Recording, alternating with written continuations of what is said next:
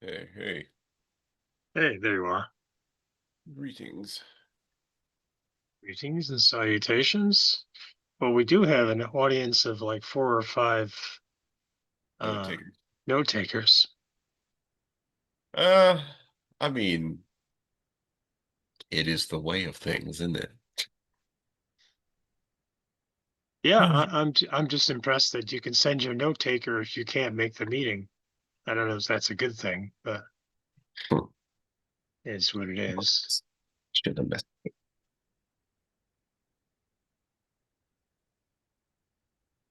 It's oh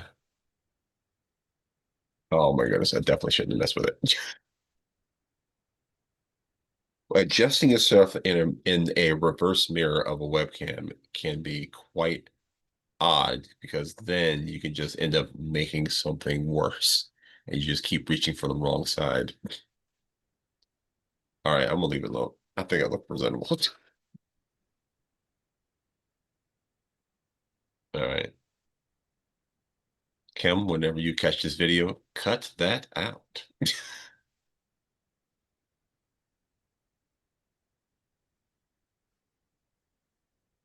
Huh, All right. looks like Ellen is joining us in the person.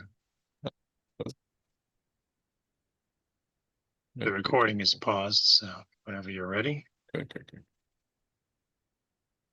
All right. I need a better slide deck pipeline because I end up using two. Oh, well, maybe it's not that bad. I just need to make sure I have them set up. I have my framing deck, which I need to open, and I have the deck of the day.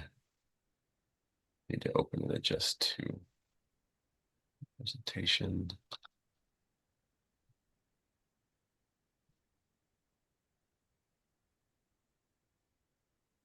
And thank you for that GPT that helped. I still have to get Manus to stop generating weirdly shaped cards. It does not What? keep. Yeah. Gamma used to do this from time to time. Manus seems like it does it more often, or it won't keep the same aspect ratio for everything. Really? How interesting. Because I know, yeah, with Gamma, there's several different sizes that you can use that are not in the PowerPoint ratio. Yeah. Less than awesome. Um,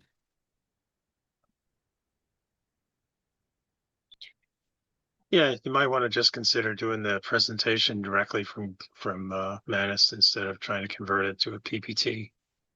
Maybe something gets lost in translation. Ah, Brittany is with us. How do I admit her? There we go. Just click on the so, name and admit. Hi, Brittany.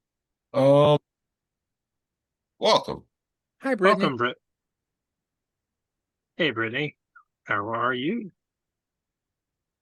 Hey there, I'm doing very well, thanks. Glad to Oh, have you. nice to see you. Nice to be seen. I'm gonna go on mute. They cutting grass, so it's making a lot of noise. Okay. You're cutting grass? No. The groundskeepers are cutting grass Oh, okay. I was or gonna say whatever they that's do Lawn. during the They're week. that's cutting lawn, dedication. Richard. Richard. Ah,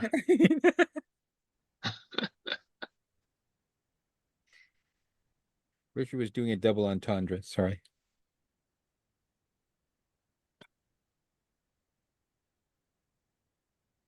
All right. We'll probably get started shortly. Just trying to get my decks opened.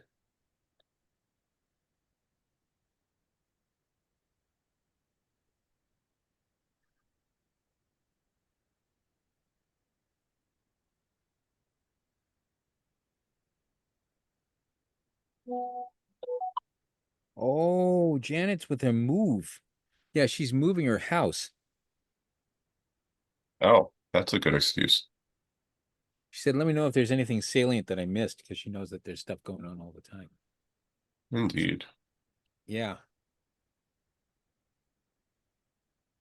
I think she sold one place and she's gone to another place.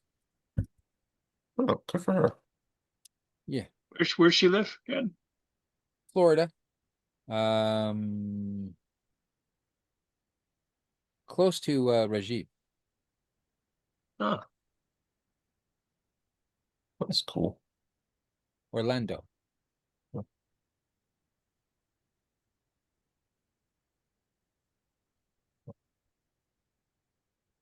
Let's see, we bring this up.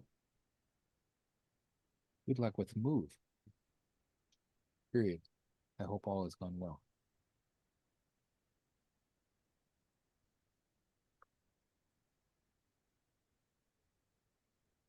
Judy couldn't make it for anything today. She busy. Let her be busy. Yeah. It's in our interest. Leave her alone. Oh, Chris, I got Judy everything from yesterday Yeah.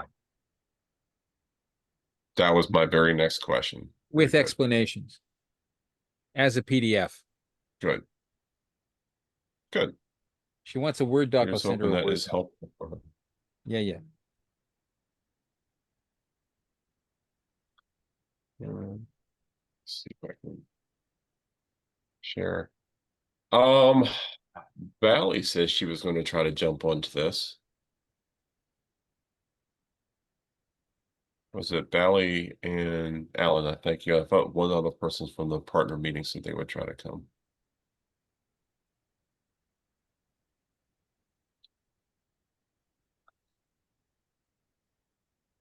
All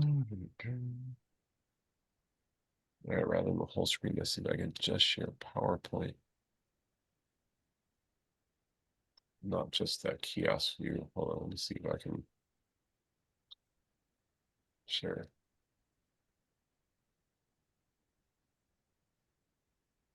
Full screen. I think that's better for the recording anyhow. All right.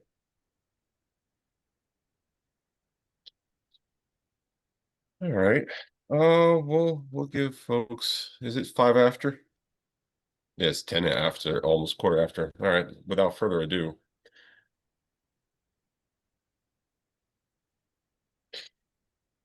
Thank you everyone for coming to another Cognify Insight Network presentation.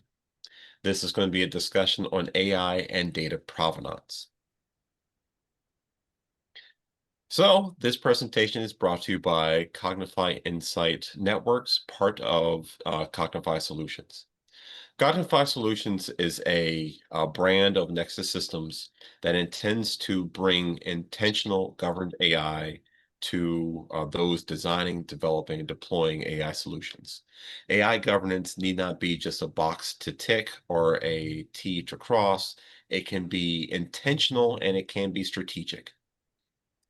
As such, in order to make that intentional strategic, we're going to bring you certain topics and presentations and a community to help explore some of these topics that others may not be, that there may not be a lot to discuss, but that will help be key differentiators or key enablers in your governance journey. As such, one of the things we'll be discussing will be data provenance for AI. We're going to have a presentation deck I will present shortly. After that, we'll have a Q&A session. All right. So why are we here? The importance of governance in the AI space, especially as it pertains to the data that is being ingested and disseminated through it, is critical for a great many reasons.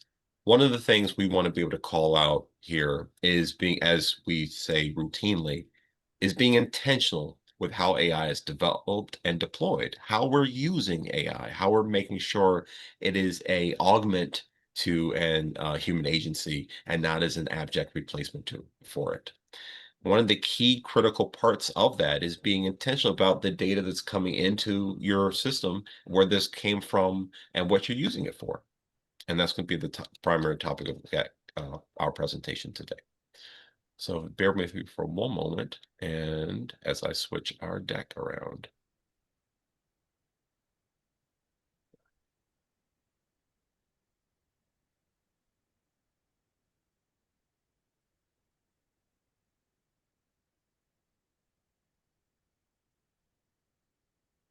One side note, I'm going to change it up a little bit considering how some of our presentations are disseminated.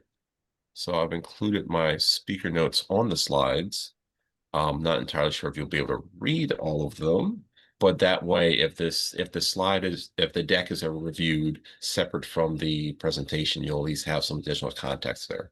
But of course, if you have any questions, comments, suggestions, remarks, or anyone want to dive deeper on any of the topics that we present or discuss at our roundtables, we encourage you to reach out, join the community, schedule a discovery session.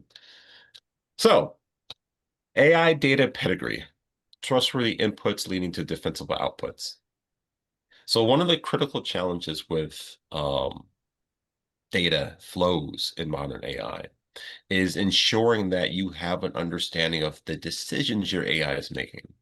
AIs by design are black boxes. Exactly how they make their decisions is not immediately clear.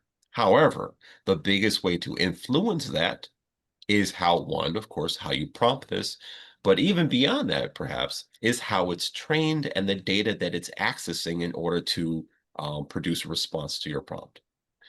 So we'll be focusing in on that part here. We'll be going through why this is important. We'll be going through what some stages of that data that data lifecycle are. We'll be discussing, touching on what that looks like on this side of the pond and the other, and hopefully give you some adequate next steps. All right, so why pedigree matters. Well, the conversation around AI from time and time again is whose work it was trained on and what accountability is there for that. A lot of this comes down to IP. Some of this can come down to veracity. A great deal of it does come down to veracity. And ultimately, just at the end of the day, it ends up building trust with users. So as we look at the cost of that, let's consider those implications.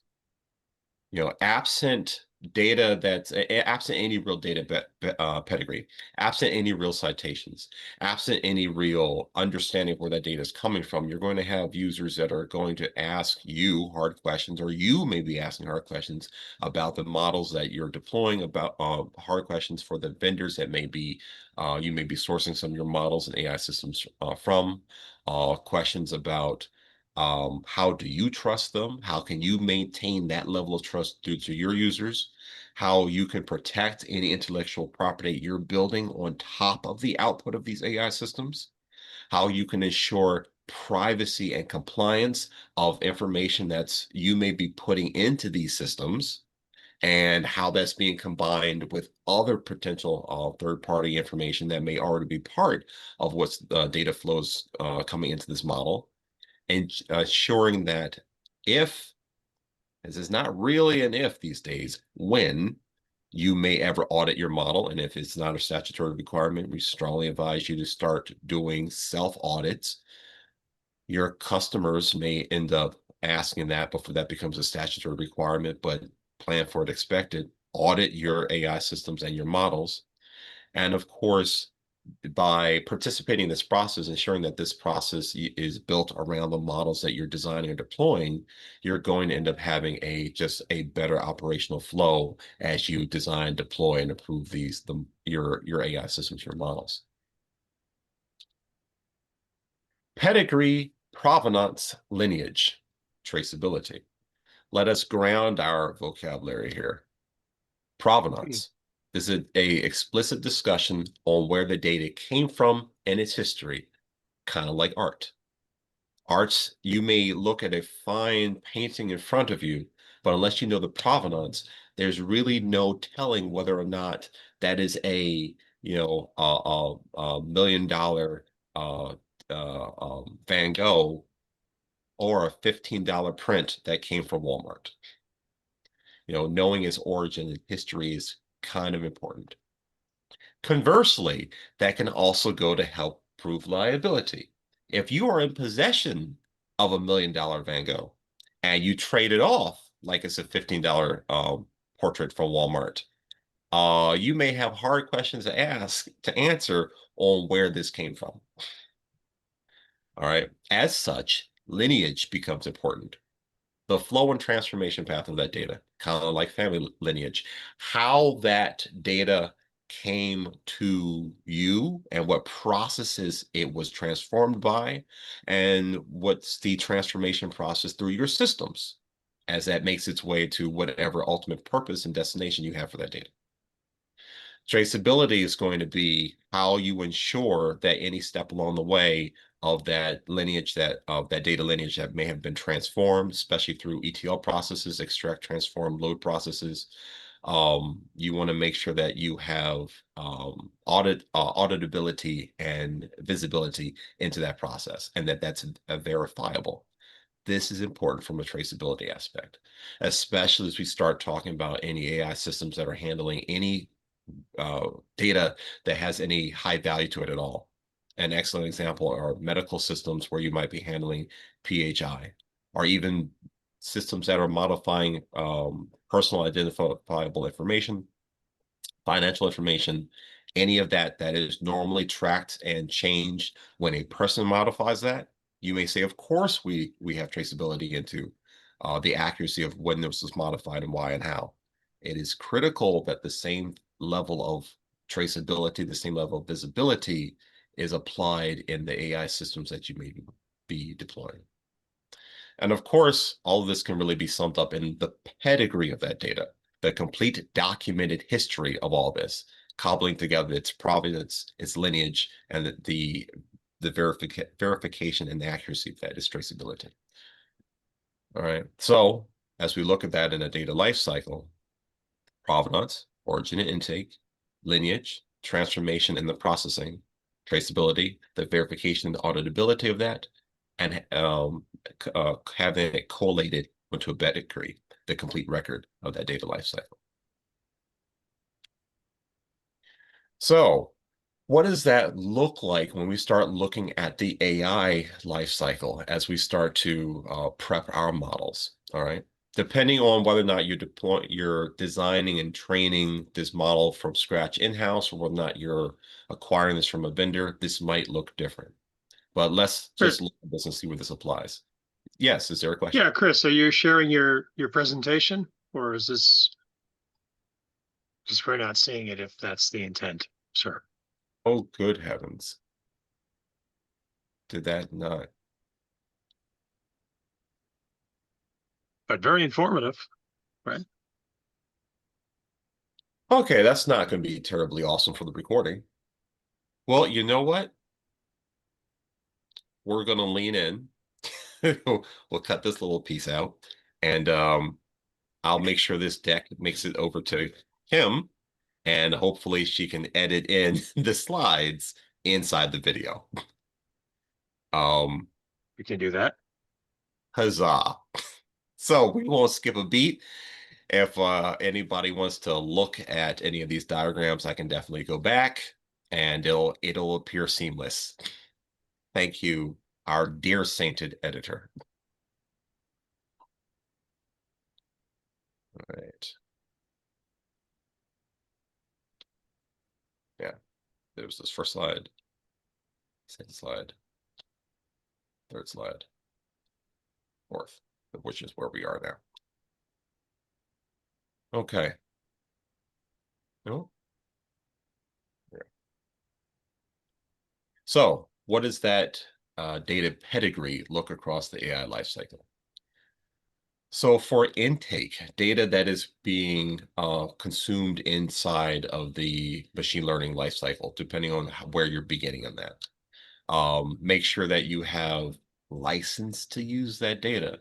Make sure you have some initial documentation of where that data came from, who gathered it, how it was gathered, the size, scale, and scope of that data.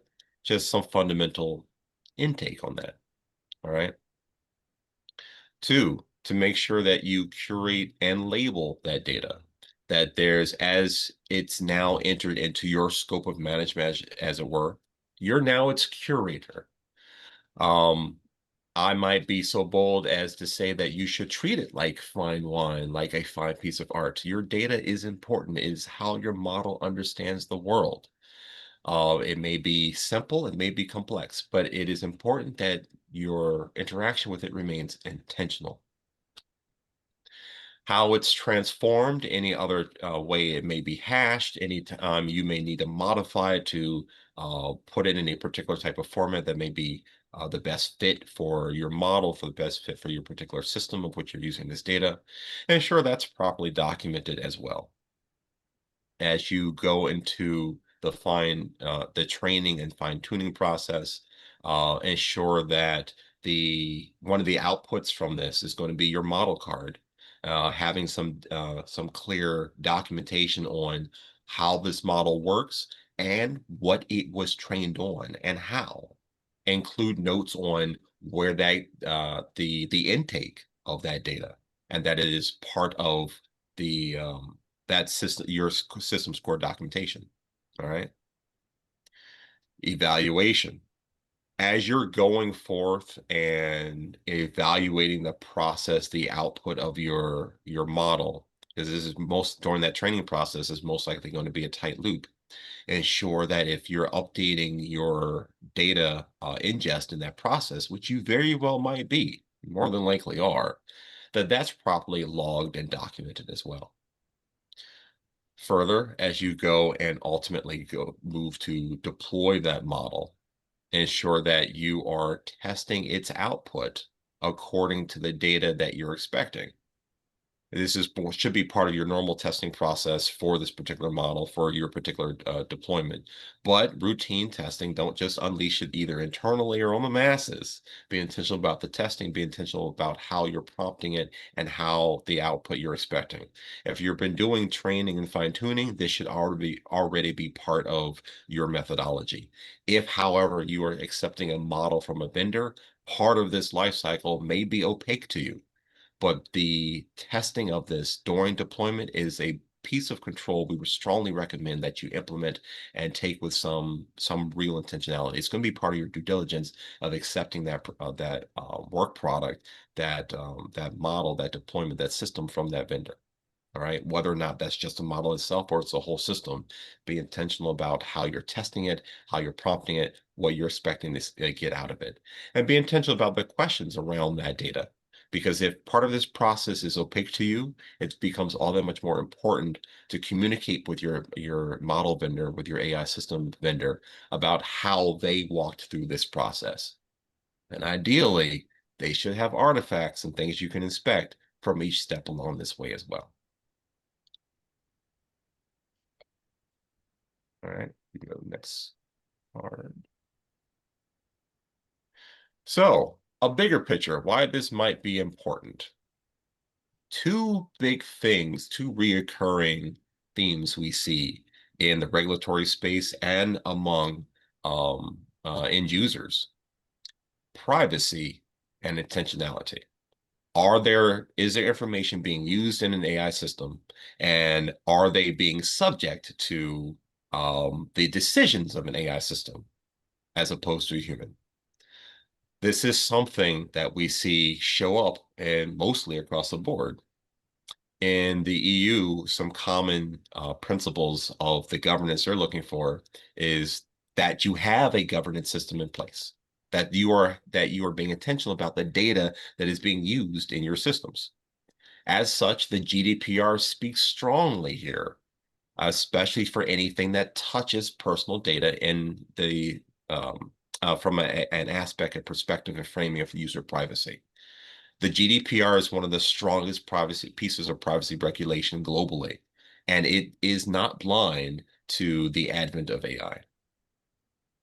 So that's something that if you are operating in the EU space or you intend to operate in the EU space, we would encourage you to have a conversation with your local privacy experts, with our partners, or with us to see what some of those next steps are to help you tighten that up. And of course, high-risk systems require documentation. And one of the biggest aspects of that documentation of how systems that are designated high risk, that have high impact, that what they're trained on and data that's coming in and out is well documented. Here in the United States, we have the NIST, National Institute of Standards and Technology, AI Risk Management Framework. This is one of the prevailing standards. It's not quite as prescriptive as other frameworks out there, but is an excellent holistic work and should be one of the foundational pieces of how you're establishing your AI governance, your internal AI governance posture. It's one of the things that we hang our hat on in addition to ISO 42001 and its series. As such, it takes more of a principle approach of what core principles, what core aspects of your AI system and the risk management are most relevant to you, and what standard of care is going to be most applicable inside of your environment. And as such, we have a little bit more the current posture that this administration has taken as of April, anyhow, that there's going to be more of a focus on there not really being any, let's say this neutrally, that there being a clear road with little obstacles to implementing high trust AI systems. Hmm. And as such, Isn't that an the oxymoron though, Chris? High trust AI systems? well, let's say that it's a process. It's a process that we hope some good governance can help to ensure is a fruitful process. I think that may be a fair diplomatic way to put that. And even in Canada, uh, AI and privacy obligations and statutes are starting to emerge. Canada also has a strong strong positions on user privacy. So any steps you take in that direction, especially if you target the EU, will serve you well in the Canadian regulatory space. And Canada also seeks to be more aligned with prevailing international standards. And more countries are starting to look at, again, GDPR being one of the gold standards of privacy legislation, are going to start looking at that as a template. That being said, there is a standard that is put out by ISO, the International Standards Organization. One of the ones that we happen to use as a solid foundation next to the NIST AI Risk Management Framework, and that's ISO 42001. That is globally recognized. It's from ISO, their global standards organization. They are private, not statutory. However, the guidance that they put out tends to be looked at very closely whenever a regulatory body starts putting their own guidance out. It tends to align with ISO standards if the ISO has put out a standard ahead of time and it's already being accepted, which in this case, it mostly is. So that's a good lowest common denominator, as it were. So let's look at the data set pedigree card. I would call this perhaps your data's passport. Let's look at the source, licensing, and consent of your data, of that particular data set that you have. Where did it come from? How was it licensed? Was there consent? Especially if there's any aspect of personally identifiable information in that data. This is part of a training set for a model that's supposed to make decisions about your customer base, how was that data sourced? Was there consent to use that data? And if you're a really important piece here, especially if you transact outside of the United States, is that if this model was trained on user information at a different firm, there needs to be an implied link for the privacy consent from that user to that firm to give that data to you.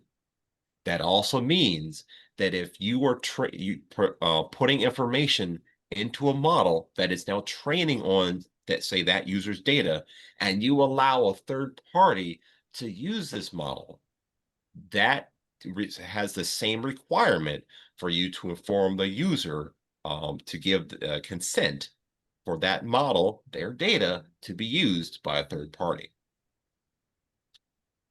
good reminder here to tighten up your privacy policies. Demographics and coverage, especially in the case of users, what population is presented, geographic scope, sample size. A lot of this does speak to being intentional about your data's provenance for statutory sake, for privacy sake, but this is also can be very important understanding this based on just the usage of your data, its applicability. There's a case that that I cite sometimes where a mortgage firm had implemented a machine learning system to help make decisions about mortgages. The problem was that the information that that system was trained on went back, and this was here in the United States, so this is a bit more culturally specific, but the geographic scope and population represented in this.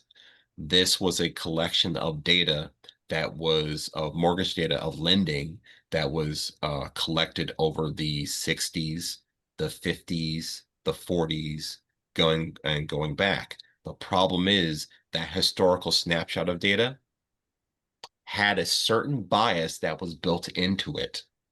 And absent the understanding and the documentation of that, of the bias, or at least the cultural implications of that, of how that data was collected, suddenly that model, that system was now bringing back the same practices that were in place, redlining, at the time that data was collected.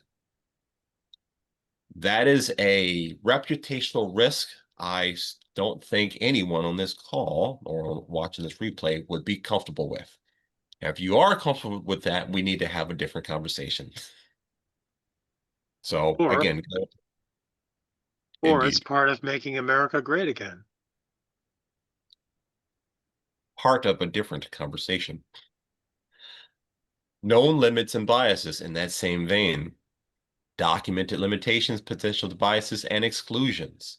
So in that, if that data set was properly documented, as we just discussed, that may have been able to be accounted for.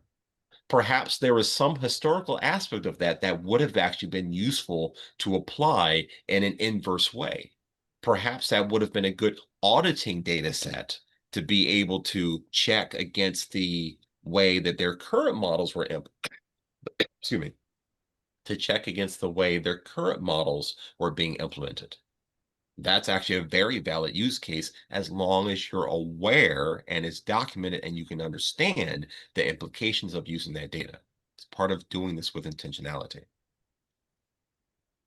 PII, personally identifiable information, ensuring that if you need a statistically relevant data set, but you absolutely do not need any identifiable information, you don't need any PII there, have you taken enough steps to ensure that it has been sufficiently anonymized and that there are safeguards in place to ensure that any new data or any cross-reference data won't suddenly de-anonymize that?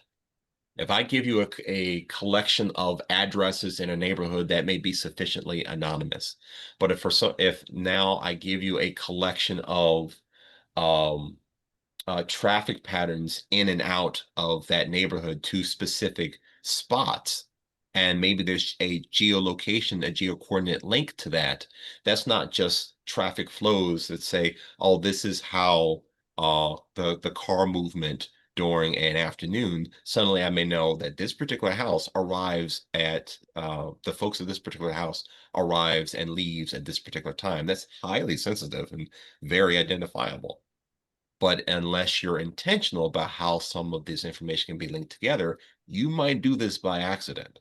So it's important to ensure that safeguards, being intentional about this, are in place as you're mixing different data sets. All right. Collection context as well. What methodologies, timeframes, circumstances of data collection were put into place at that time. It can be important to understand how that was collected. Again, this easily goes back to inform the origin licensing of that. All right. If I collected data one way, I may have had consent for that as opposed to it being another way. There are many examples of data being used, data collected in a sufficient way being sufficient for one purpose in your model, but not another. Continuing on, again, if you are doing fine training of your model, then a lot of this should be very familiar, such as labeling and being intentional about its quality assurance. And as you're making transforming that data and versioning it. If you are not, if you are consuming a model that has been pre-trained, again, these are questions that you want to ask your vendor. Ask them about what type of quality assurance they had for data that was ingested into it. Ask them about the type of transformation that may have occurred on that data in that model. Depending on your vendor and depending on the data, this might be a new conversation. The vendor may be able to make certain assumptions and presumptions about where their data initially came from, but may not have made detailed records on how they transformed it while it was moving through their model. This is not necessarily a red flag, but it is a conversation to have with your vendor. And retention and disposal. Many pieces of information, especially if it's specifically licensed, may have a term on that usage. Ensure that there is an, excuse me, ensure that there is an understanding of how to remove that information. And the way a lot of models are trained, that may not be clear or easily possible or readily possible. And if that's the case, you need to have a process in place on retiring models with outdated and unlicensed data inside of them. If you have this process, if you have this intentionality in place up front and have these conversations with your model vendors, this will avoid very difficult, very hard conversations or a temptation to overlook this on purpose later on, which of course we would strongly advise against. So, enabling your pedigree at scale. Some quick notes and recommendations, ensuring that you have a data catalog and lineage of your data, that you have a pedigree system, as it were, to inventory and map this. If you are doing fine tuning, ensure that your experiment tracking is being done with intentionality. Ensure that you are properly logging and evidencing the experiments you're doing during your fine tuning process. Policy as code. Ensure that perhaps you have a system, such as the gateway product that we have, that to automatically do testing and quality assurance of these systems on a routine basis. That ensure that certain governance rules are implemented consistently and verifiably. And of course, for again, in the C2PA space, where we're discussing how mostly AI data is watermarked. That's going to be the Coalition for Content Provenance and Authenticity. That's absolutely going to be informative on properly tagging data that's coming out of your system, because you may have certain provenance obligations for it coming out, especially for certain types of user-generated content, certain user-generated media that is being reconsumed. It's going to be important, increasingly so. The public has shown no signs of coming off the position of we want to know, we need to know when we're consuming information that is AI generated, no matter how realistic it is. So C2PA, content credentials, and watermarking and fingerprinting are going to be more important here. All right. Let's go to the next card here.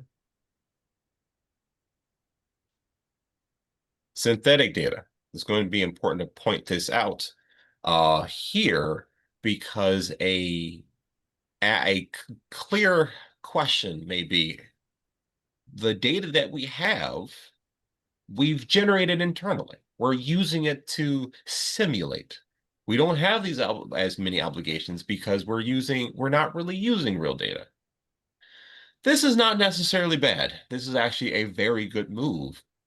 And if you're doing this, fantastic. If you're not, we'd love to have a conversation with how you can do this. However, it does not it does not de-obligate you from every good piece of governance from good governance.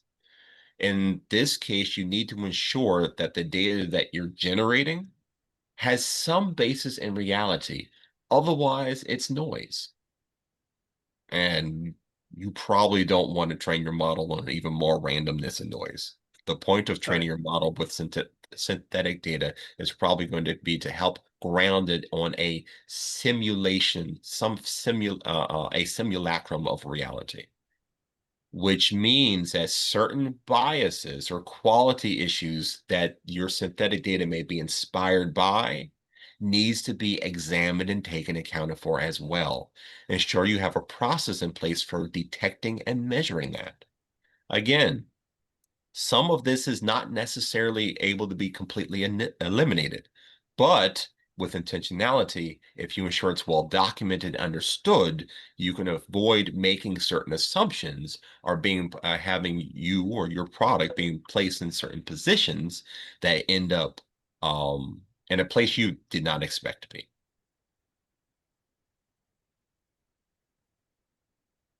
Again, as we've mentioned a few times during this presentation, having a conversation with your vendor, having due diligence, a due diligence conversation with your vendor should be very fruitful.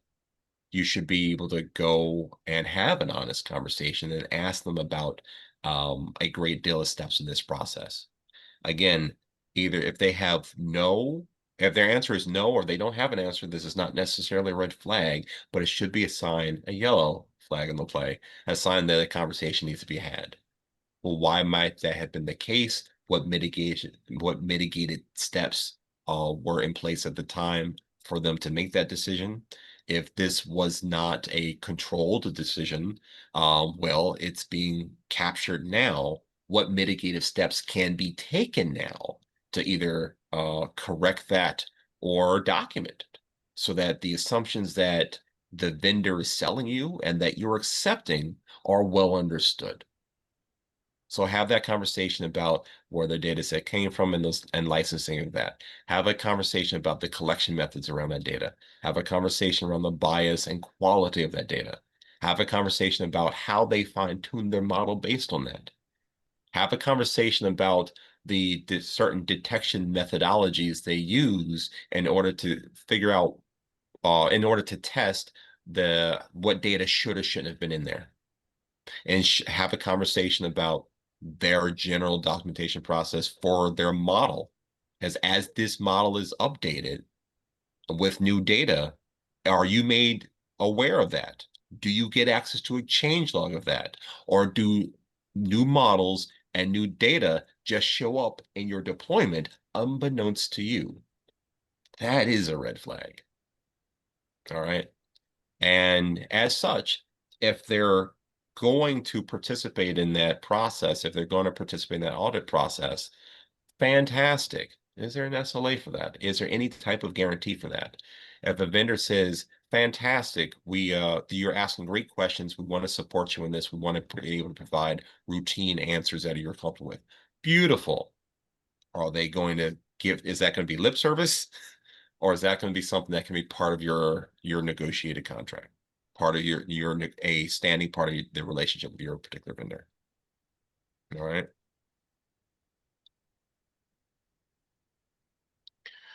So just as a mental map, just as a exercise, consider what happens in the scenario where there's no pedigree for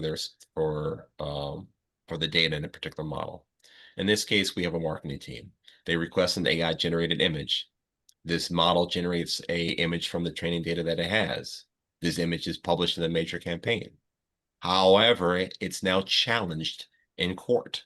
Perhaps even suit is brought because it's been detected to be strongly derivative of unlicensed source material. That campaign is pulled, the reputation of that firm is damaged, and this quite possibly has now been opened to significant financial risk damages.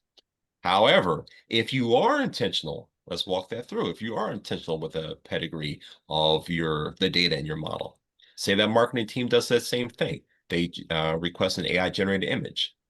By checking the pedigree of this, they're able to verify that, hey, it was based on source images, source data, where there's a license gap here. Okay, maybe that means we don't have to abandon it. Maybe this now means we can properly fingerprint it and tag it, leading this back to the original source it came from, hopefully with consent. But at the very least, there's a attribution as part of that fingerprinting. Now that means they can go to market with a little bit more confidence and an audit trail to boot. So we would say in this case, hopefully this has been a great amount of helpful and valuable information. Some quick KPIs we would say is plan a phased approach in your 30, 60, and 90 days.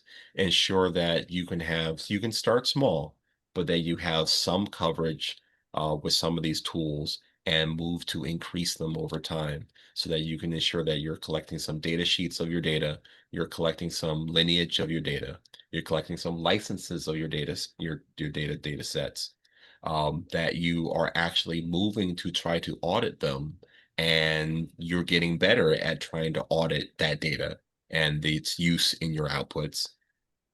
That as you start to measure the responsiveness of that and the assets that you have that are appropriately tagged, especially if you're using the C2PA content credentials, that type of fingerprint and watermarking, that you actually start moving to implement that.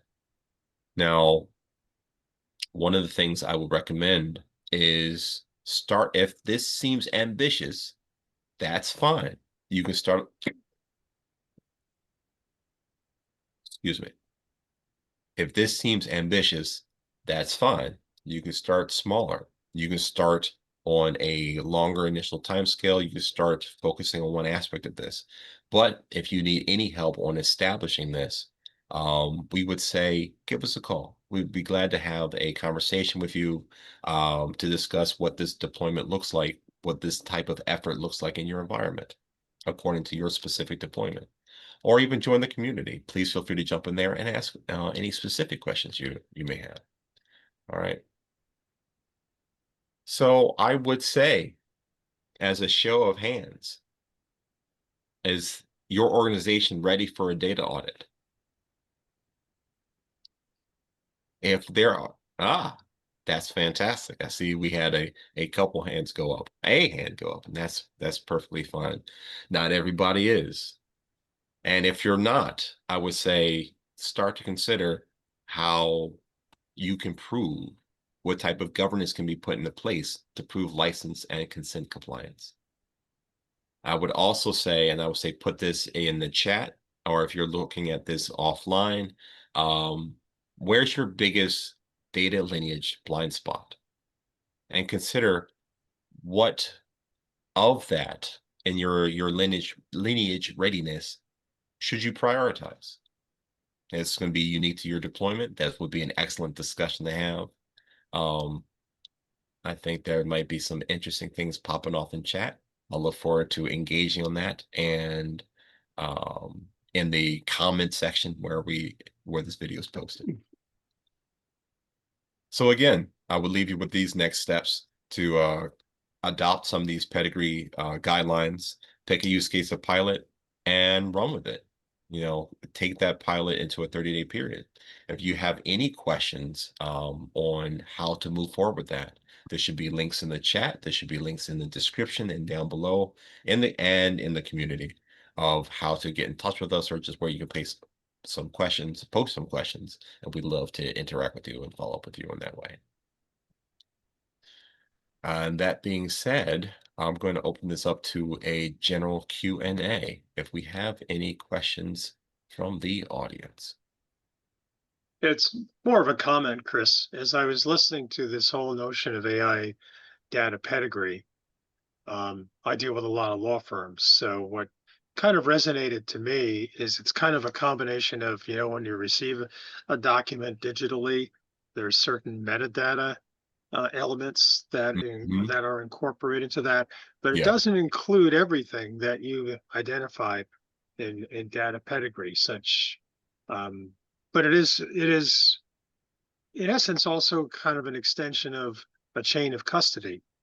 You know, precisely. kn- Yes, knowing where that data comes from, who's touched it, who has modified it, um, how it's been, and how it ultimately resides in its final destination point, perhaps in your document management system or your large language model or your private small language model, whatever that may be. indeed. So I guess the question is, because we talk a lot about frameworks and certainly in the AI governance space, is is there something that occurs to you in terms of how we can intermediate inbound data or inbound documents to kind of superimpose these data pedigree standards, and to ensure that maybe it gets tagged with this throughout its existence and life cycle in an organization? That is an awesome question. Um, I would say a lot of things can be examined through a back to basics approach. How's that data coming in? Is that data landing in a document management system first before it reaches out to um, is that data landing in a document management system first before it's being ingested into your model inside of your AI system? And it should be. It should be before you consume that in any other kind of into your AI management system. Ideally, that should have been say that went directly into your staff's hands, that went into some other document library, that maybe went to your data warehouse or your data your statisticians team or person. There would have been some accounting for that. Now, the way we have some of these models set up, that there's an implication that there's an implic hold on, let me mute this.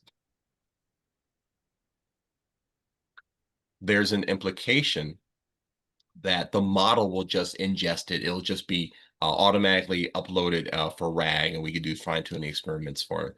And they'll be put into our retrieval system, and it'll just pop up.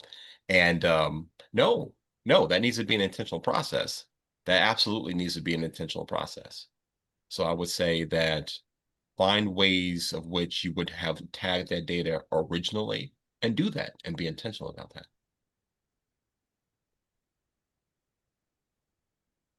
Good stuff. Thank you. Indeed. So, a question I was just kind of bouncing around or chatting about in the chat here, was the blind spots. I think that's a great question because it's easy to overlook that because you don't see it. So I was thinking about the perspective of someone from the outside looking in, having trusted team or person, that can look over this and make sure that you don't have any blind spots. But would that be something that an individual or organization could reach out to Cognify to maybe get you guys to take a look and ask some questions to help them identify those potential blind spots? Absolutely. Absolutely. Yeah, I see this as part of an assessment process. You Yeah. really need to go into an organization and really unearth what their current process is in terms of uh, attempting to have, whether they have an AI data pedigree, what pieces they have, what's missing. I mean, the thing that strikes out to me quite a bit is we live in a world today where truth is elusive and facts are elusive. um, I know in the legal space that might be a little bit lesser of the case because testimony can be refuted and factually checked a little bit easier in a courtroom than in the courtroom of public knowledge, shall we say, where there's a great deal of of pollution, bias, meandering, and so forth. So this really becomes more critical, given our life use cases these days and where we get our data, where we get our information. Because, you know, we're moving in societal directions that don't place as much of a premium on facts and the truth anymore. But businesses, organizations, law firms, accounting firms, people out there need that, because you can't run a business on bias and innuendo and falsehoods and so forth. Indeed. So Indeed. how often should audits take place? I would say that is a flexible question. There's certainly some organizations with some deployments that with certain high impact that may need to be auditing on a quarterly basis or more often.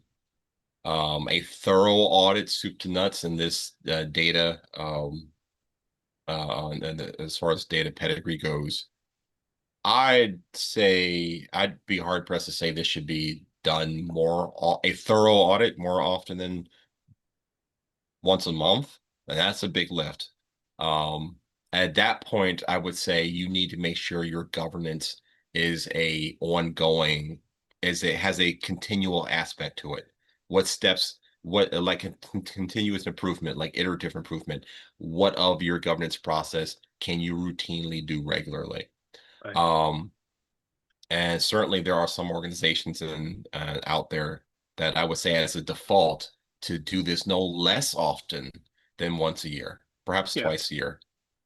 Anytime there are significant changes to your process, anytime there's significant changes to your risk posture, anytime as part of that, anytime there's significant changes to um, your vendor relationship, if this is an external model, or again, to how you're training your model, if you're putting this inside, that's a time you need to do another audit. But that's some general guidelines right there. Yeah. But my thinking is, again, back to my question before about what kind of construct or what kind of framework you can put in place. If you can do that on a continuous basis, then you can just throw up a dashboard that flags all the exceptions, all the violations, all of the lack of compliance areas, and just focus on that. Because inevitably, surrounding large language models or document repositories and things of that nature, they're massive.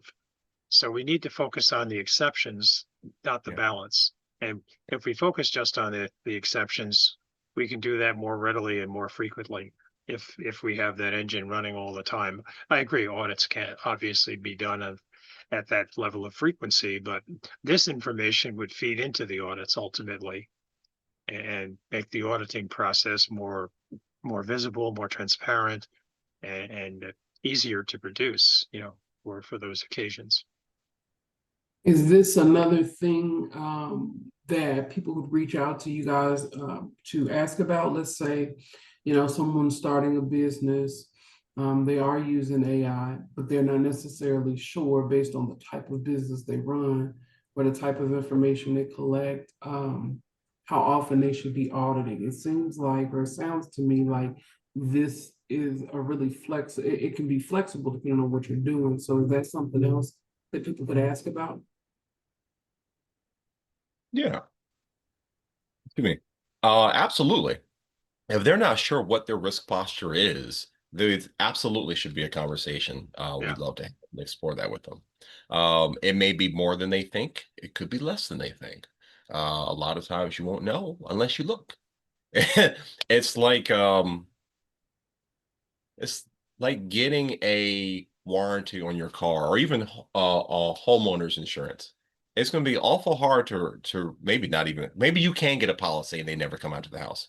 But it's awful hard to understand the real impact of that policy if you never walk the house. What those risks may be a lot more than you think, maybe a lot less than you think. But otherwise, whatever either literal insurance or peace of mind you think you have won't be grounded in any truth if you don't actually have the conversation and take a look. Yeah. And I think it comes back to Brittany's earlier point about blind spots, that they have to be continually explored, as certainly in this space. And that really harkens back to the necessity to really do an initial assessment, see what those blind spots are, see where the weak points are, the vulnerability points are, and then, address them in creating this kind of a framework around this. Indeed. 100%. All right. Well, is there one? Are there any more questions?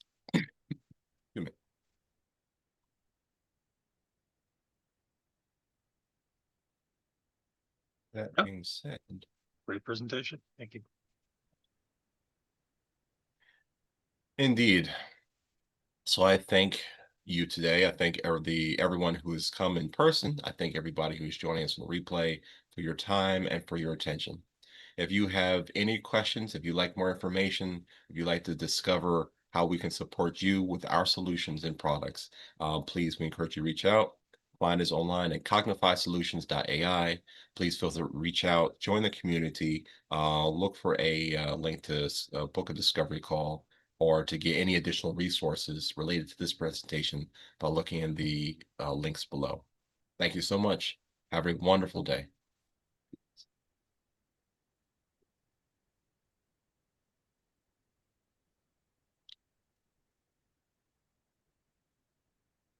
All right. And that's a wrap.